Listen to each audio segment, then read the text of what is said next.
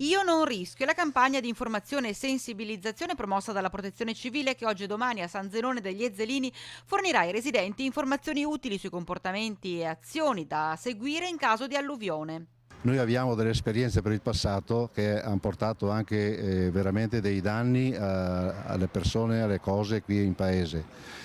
Grazie anche agli interventi nel territorio fatti negli anni dalle varie amministrazioni, oggi siamo un po' più tranquilli perché abbiamo 4 casse di espansione, sono aree che in caso di cadute di pioggia abbondanti vanno a essere riempite di acqua in maniera tale che la stessa possa defluire in maniera più corretta.